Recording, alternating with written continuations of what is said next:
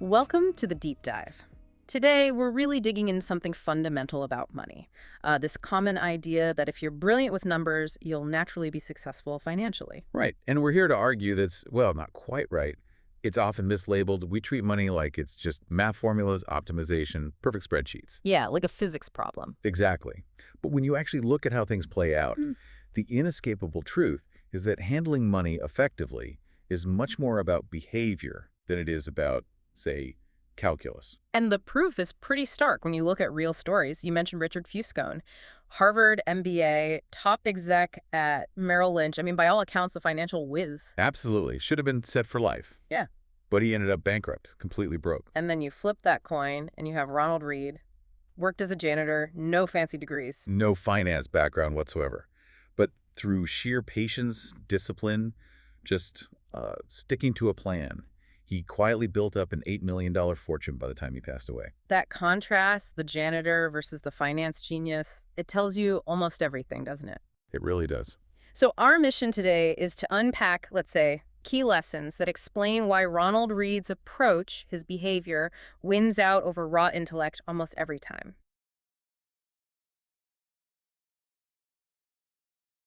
So, if money is behavior, where does that start? The first big idea is summed up as no one is crazy. Right. What that means is, if you see someone making a financial decision that looks totally irrational to you, you have to realize that from their point of view, based on their life, it probably makes perfect sense. It's filtered through their own personal experience. Exactly. We call it their personal window. Think about it. Your direct life experiences are maybe 0.0000001% of everything that's ever happened in the world. A tiny sliver. Tiny. But that sliver determines on something like 80% of how you think about money, about risk, about what seems normal or safe. Okay, so give us an example. The US versus Japan comparison really highlights this. Yeah, it's a great one. Imagine someone born in the U.S. around 1970. Between ages 13 and 30, their really formative years, they saw the S&P 500 basically multiply by 10. Wow. Okay, so for them, For them, investing heavily in stocks feels like the only logical thing to do. That's what the world showed them. but then you take someone born, say, 1950 in Japan. Totally different picture. During their prime earning years, they saw decades of basically flat markets, maybe even deflation. So they're caution, they're holding back, maybe preferring bonds or cash. That's just as rational given their window. Perfectly rational. And this isn't just a theory. There's research on this, right? Yes, the National Bureau of Economic Research actually looked into this. What did they find? They pinpointed that the experiences you have roughly between ages 13 and 22 seem to permanently set your baseline for risk tolerance. So, concrete examples. Well, if you grew up experiencing really high inflation, you tend to invest less in bonds for your entire life because you viscerally remember cash losing value. Makes sense. And if you lived through a huge stock market boom in those years, you tend to hold more stocks forever. That experience is just baked in. So the takeaway for you listening is actually quite liberating, isn't it? Hugely. First, stop judging your past financial self so harshly. You weren't being stupid. You were likely responding rationally to the limited data, the slice of history you personally experienced. And it also means ditching those toxic comparisons. Absolutely. Instead of judging your neighbor's choices, maybe get curious.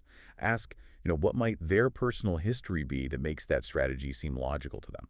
Okay, so lesson 1 is about our internal context, our unique history.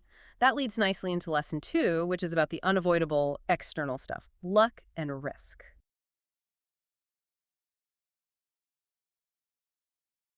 And the core idea here is that huge successes and huge failures often look identical in the moment. We just invent stories afterwards to explain them as skill or incompetence. We love a neat narrative, don't we? Success, genius, failure, idiot. Right. But reality is way messier. Luck and risk are always swirling around, often unseen. The Bill Gates story is fascinating here. We focus on his brilliance, obviously, but there was this huge element of luck right at the start. Massive luck. He happened to go to Lakeside School. In 1968, it was one of the only high schools in the entire world that had a computer terminal. 1 in a million, literally. Pretty much. Yeah. That access gave him thousands of hours of practice that almost no other teenager on the planet could get. That's luck paving the road for skill to develop. But then there's the flip side of that luck coin, the risk. His friend Kent Evans. Yeah, tragic story. Ken Evans was right there with Gates, just as smart, same access to that same computer, Yeah. but he died in a climbing accident before they graduated. Wow. Same talent, same opportunity, completely different outcomes because risk showed up for one and not the other. You can't really understand Gates's journey without acknowledging the role of both luck and risk, personified by Evans. And sometimes people seem to succeed almost because of taking massive risks. 999 times out of 1,000 that leads to prisoner ruin. So if luck and risk are so huge, how do Yeah. we deal with that? Just throw our hands up. No. It requires a specific mindset shift, humility when you succeed, and resilience when you fail. How does that work practically? Okay, when you have a big win, consciously force yourself to identify, say, 3 specific things that were just pure luck contributing to it. This fights off the hubris, the overconfidence that often leads to the next big loss. And on the failure side? If you made a decision that seemed sound based on the information you had at the time and it went wrong, that wasn't necessarily an error. That was risk showing its face. Learn from it, but don't beat yourself up as if you were incompetent. And the absolute core rule that comes out of acknowledging risk. Never. That's something you cannot afford to lose entirely. Full stop. Focus on patterns, not outliers. Exactly. Stop trying to be the next Elon Musk. Study the patterns. Why do most people drive Toyotas, not Ferraris? Why are 88% of millionaires, first generation, often through consistent saving, not one big gamble? Focus on what's broadly survivable and replicable.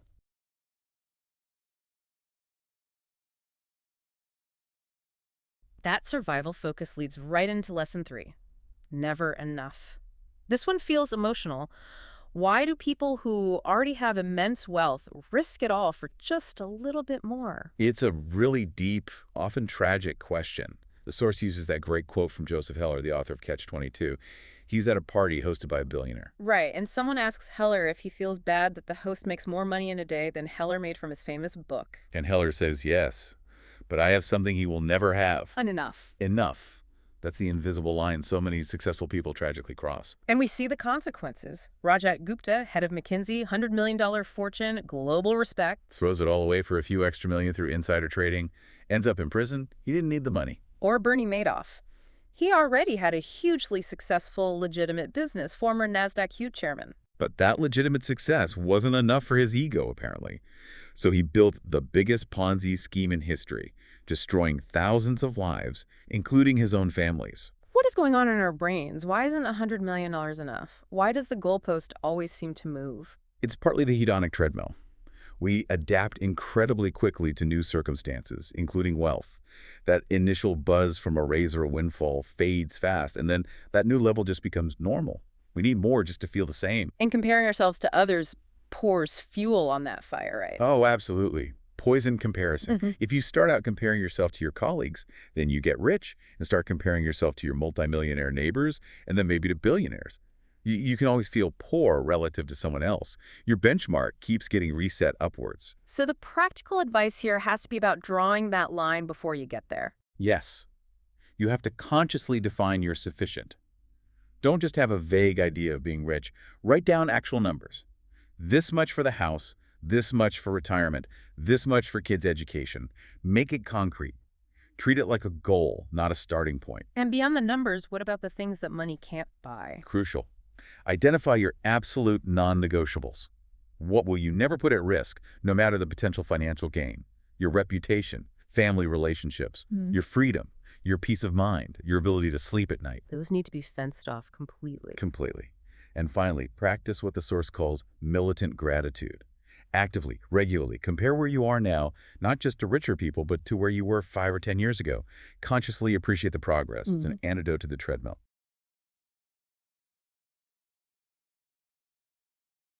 Okay, let's shift gears to something less emotional, but maybe more mind-bending. Lesson 4, confusing compounding. The silent superpower. Silent is the right word. Our brains just aren't built to intuitively grasp exponential growth. We think linearly. And the Warren Buffett statistic here is just, it stops you in your tracks. It really does. Of his, $84.5 billion net worth, something like $81.5 billion, it's over 96%, came after his 65th birthday. After he qualified for Medicare, it's unbelievable. It proves that the real magic isn't necessarily genius-level annual returns, but decent returns sustained over an incredibly long period. Time is the most powerful variable. It exposes that cognitive gap you mentioned, like Yeah. the penny doubling every day. Right. Ask people what a penny double daily for 30 days becomes. Hmm. Most guess, a few $100s, maybe 1,000. And the answer is? Over $5 million. Yeah. Our intuition is just wildly off. And that failure to get compounding leads to terrible decisions, like putting off saving because it doesn't seem worth it early on, or panicking and selling during downturns, interrupting the magic. Start saving. Even if it feels ridiculously small, just start.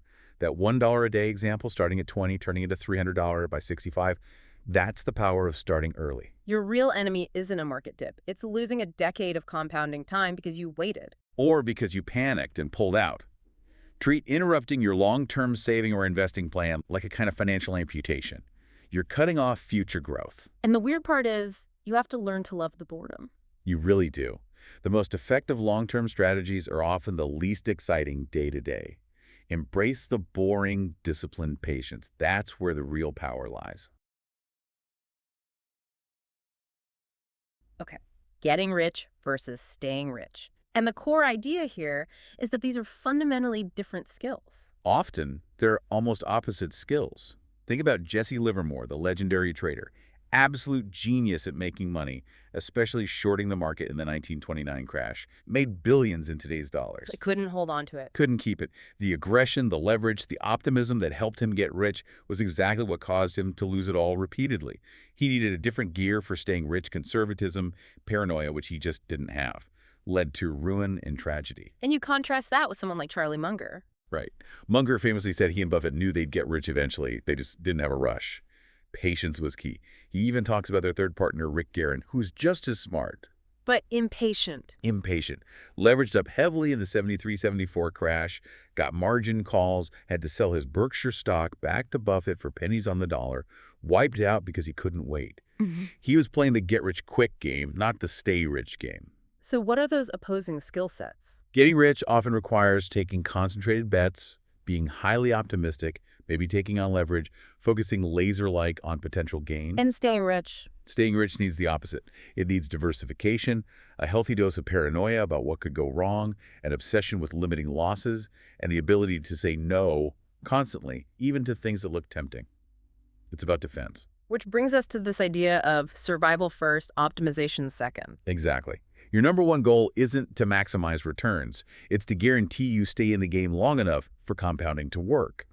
Resilience trumps rate of return if that return comes with ruin risk. Wow, so staying in the game is exponentially more important than having a slightly bigger edge. Immensely more important. A small advantage you can maintain forever beats a huge advantage that carries even a small chance of blowing you up completely. Okay, so how do you build that survival focus into your plan? The source suggests the barbell system. Structure your finances like a barbell. 90% on one side is pure defense. Meaning Super safe, boring stuff, diversified index funds, maybe bonds, definitely a large emergency fund, absolutely no high consumer debt, adequate insurance, the stuff that guarantees survival. And the other 10%. That's the other end of the barbell, your offense. This is where you can take calculated risks. Maybe some individual stocks, angel investing, starting a side business, things with high potential upside. But if they go to zero, Your 90% core is untouched. You survive. you survive. And the final piece of the survival puzzle, Plan for the plan to fail. exactly. Assume unpredictable black swan events will happen. 9/11, the 2008 crisis, COVID-19. These aren't anomalies. They are features of the system over long time horizons. So you build in a buffer. You have to. Build in a margin of safety, maybe 25% into everything. Your retirement calculations, your savings goals. Don't aim for perfect efficiency. Aim for unbreakable resilience. The core idea is you can be wrong, like most of the time, a lot, and still end up incredibly wealthy. It's jarring, yeah, because it completely clashes with how we're wired, how we're judged at school, at work. Consistency, avoiding mistakes, that's usually the goal. But this says no. Success can come from just a few massive wins, even if they're rare. How do you even prepare for that mentally? Well, it helps to understand the underlying math, this power law thing. Take the story of Heinz Berggruen, the art collector. Amazing collection, right? Picasso's, Matisse's, worth a fortune. Right, but the surprising part, the kind of devastating lesson, Yeah. is he wasn't some genius picker. No, really, no. He basically acted like a human index fund. He just bought tons and tons of art. Good, bad, okay, a bit of everything. He just kept buying. Exactly. And the key wasn't his selection skill, it was just participation, staying in the game. Turns out, something like 99% of what he bought, basically worthless statistically. Well, 99%. But that tiny sliver, the 1%, the Picassos and the like, that tail event, that's what generated all the returns. It paid for all the failures easily. Okay, that's art, but finance. Yeah. We expect things to be a bit more, I don't know, predictable. You'd think so, but the effect is arguably even stronger there. Look at venture capital. About 65% of VC investments actually lose money. Lose money. Okay. Yeah, and it's a tiny, tiny fraction, maybe 0.5%, like 1 in 200 deals, that gives you those 50x returns. And those deals, they generate pretty much all the industry's profits. So even if you're not a VC, just a regular investor in the stock market. Same story, maybe even more humbling. The sources looked at the Russell 3000 index, broad market index. 4 out of 10 companies in that index lost 70% or more of their value. Yeah. Permanently. Gone. 70%. Yeah. But only about 7% of the companies, a small handful, generated all the gains for the entire index. So it forces you to think about failure differently. Completely. If the tails drive everything, then being successful, whether investing or in your career, isn't about dodging failure. It's about accepting you'll fail often, but optimizing for it. For magnitude. Making your wins really, really big when they happen. Not just winning often. Which means this portfolio idea applies everywhere, right? Not just stocks. Your career, learning.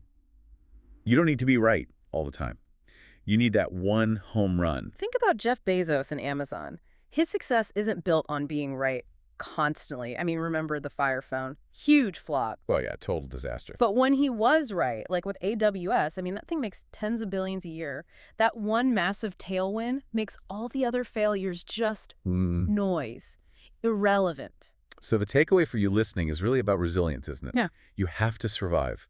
Psychologically, financially. Right. Like reading books. If one life-changing book makes reading 100 mediocre ones worthwhile, you just have to keep reading. You have to be around long enough for your big win, your tail event, to actually happen. Okay, survive the tails is key. But if you manage it, what's the actual point? What does money get you? The sources bring up the psychologist Angus Campbell. Yeah, Campbell's big finding, it's fascinating. He found the most reliable predictor of happiness, of well-being, wasn't salary or your house or your job title. What was it then? It was having a strong sense, a profound sense of control over your own life. Control. Okay, so if you connect the dots, the biggest return on money, the one we often don't even see, it's buying control over your time. It's basically buying freedom, an option on freedom. There's a great story about Derek Sivers who started CD Baby. He sold it for, what, $22 million?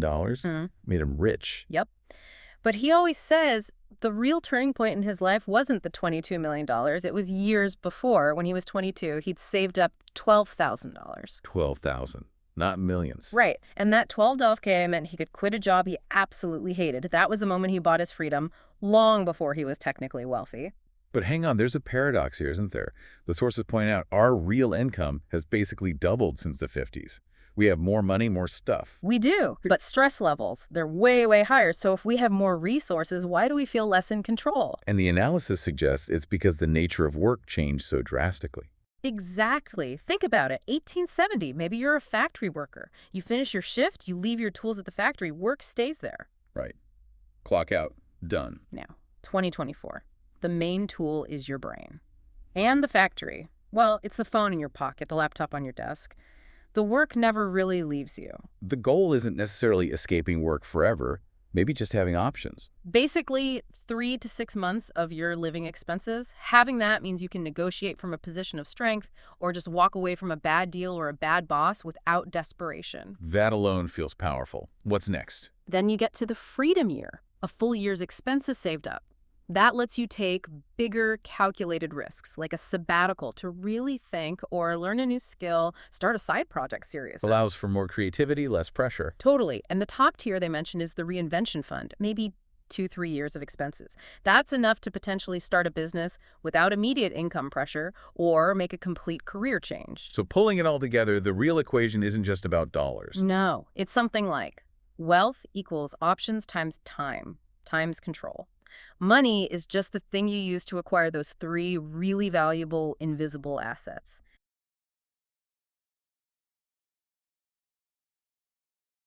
Okay, so money buys control and options. Yeah. But the biggest threat to actually keeping that control seems to be us, Yes. our own ego, our Yeah. need for status. Yeah, this leads straight into what the sources call the man in the core paradox. It's such a simple observation, but it reveals a ton about why we buy things. The Ferrari example. Exactly. You see someone drive by in a brand new Ferrari. What's your first thought? Do you really look closely at the driver and think, wow, I admire that specific person's success? Probably not. I'm usually thinking, man, I wish I was driving that Ferrari. Precisely. You're imagining yourself in the car, the driver's almost irrelevant. So the person who spent, say, $300,000 on the car, Yeah? hoping people would admire them. They basically bought invisibility for $300K. They spent a fortune to achieve the exact opposite of what they wanted emotionally. People admire the car, not the driver. That's brutal. Yeah. Kind of funny. It is. And the thing is, what we actually crave, like real respect from others, that comes from qualities you can't buy. Humility, kindness, being generous with your time. You can't park those in your driveway. They're invisible. Yeah. Which leads right into this crucial difference between being rich and being wealthy. We mix them up all the time. All the time. Being rich is visible. It's high current income, high current spending. You can see it. But it's also fragile. That $100,000 car, it just proves you used to have $100. Now you don't. It's a picture of past income, really. Okay, so rich is loud. What's wealthy? Wealthy is quiet, it's invisible, it's the money you haven't spent, it's accumulated assets working for you, it's resilient, anti-fragile even. You can only really see the act of spending that makes someone look rich. You can never truly see wealth itself. Because wealth is defined by its absence, the absence of consumption. Exactly, which gives us maybe the most important equation from this whole section. Wealth, income minus ego. Your ego, your need to signal how rich you are, is the single biggest drain on actually building wealth. The sources use that incredible story of Ronald Reed, the janitor. Oh yeah, amazing story. Minimal income his whole life. Janitor, gas station attendant. Died with something like $8 million. $8 million. Just lived incredibly simply, spent far less than he earned, invested the difference patiently for decades. Now, contrast him with, some high-flying executive earning millions, but spending it all on the big house, the fancy cars, trying to look rich, and ending up bankrupt. It flips the script completely. Wealth isn't about action and high earnings necessarily. Well, it's fundamentally a game of restraint, patience, discipline. It means we have to stop judging wealth by what we can see because true wealth is almost always hidden. That idea of restraint, of discipline, sets us up perfectly for the final piece here. The most powerful lever we have, but the one we seem to ignore the most. The savings rate, it's almost funny, isn't it? The finance world is obsessed with squeezing out an extra 0.1% return here or there. Alpha, edge, whatever they call it. Right, and completely neglecting the one variable that's 100% under your control, needs zero luck, requires no genius, and actually multiplies every single bit of return you do manage to get, your savings rate. The analogy from the 70s energy crisis really nails this. It's perfect. The world had this huge energy shock. Did we solve it by instantly discovering massive new oil fields everywhere? No, not really. No, we solved it mostly through conservation. We learned to use less energy, we got more efficient. Efficiency beat discovery. And that's the same for personal finance. Exactly the same logic. Chasing higher market returns is hard, it's risky, you might fail. But increasing your savings rate, that's certain. It always works. It just depends on your own choices, your discipline. And the math is just brutal when you compare the two. It really is. The analysis shows this clearly. Imagine a brilliant investor getting 12% a year, fantastic returns, but they only manage to save 5% of their income. Okay. Now compare them to a totally average investor, gets maybe 6% a year, half the return, but they are disciplined, they save 20% of their income consistently. Who wins? Over 30 years, the mediocre investor with the high savings rate crushes the brilliant investor with the low savings rate. It's not even close. Simplicity and discipline beat complexity and high performance if the savings aren't there. Wow. So save more is the message. But the sources add a psychological twist, right? Why you save matters too. Yeah, this is key. You shouldn't just save for a specific goal like, I'm saving for a new car or I'm saving for a down payment. I mean, do that too, but But the real power comes from saving for. saving for the things you cannot possibly predict. The next global crisis, the next market crash, the next pandemic, 2001, 2008, 2020.